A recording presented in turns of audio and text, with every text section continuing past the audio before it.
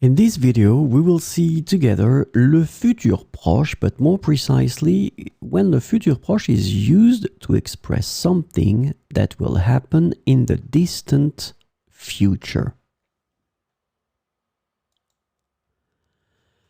So the futur proche, in most of the cases, we use it to express something that will happen in the near future. 5 minutes, maybe in few hours, but it is also possible to use it to express something that will happen in the distant future. And the question is why? And of course, I will give you the answer. Because we use the present form in the construction of le futur proche, it gives a certainty in this future concept. And this is really important. This is when grammar meets psychology. Because we are using, remember, the verb aller in the present form for this futur proche. It means that because we use it in the present, in our brain, in our mind, we connect it automatically to the present. And because we connect it to the present, it gives you this certainty concept.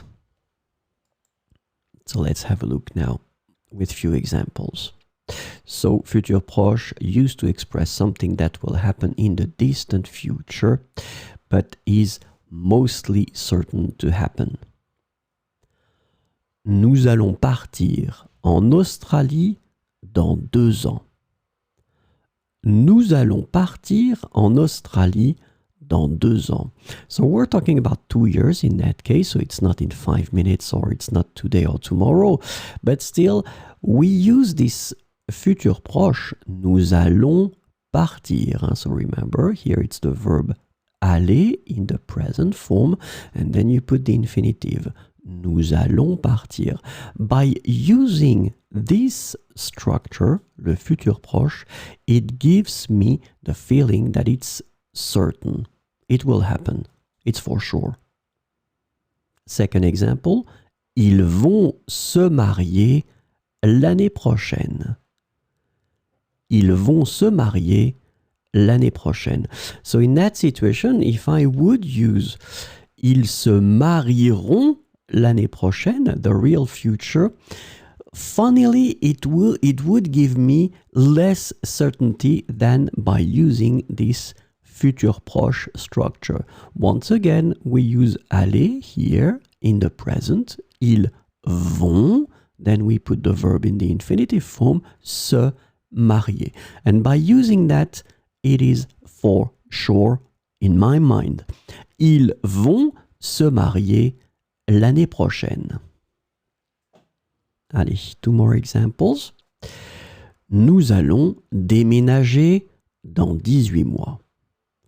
Nous allons déménager dans 18 mois. Same thing here, hein, futur proche, the verb aller in the first person of the plural. Nous allons, and then your infinitive, déménager.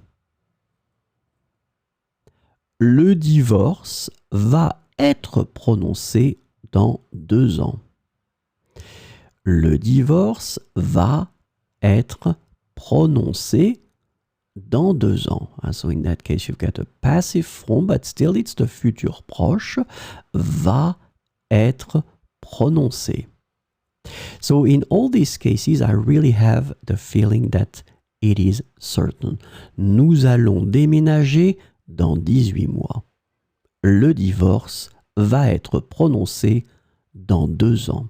So remember that the futur proche can also be used to express something that will happen in the distant future and that will be almost certain, or at least in my mind, it will be certain.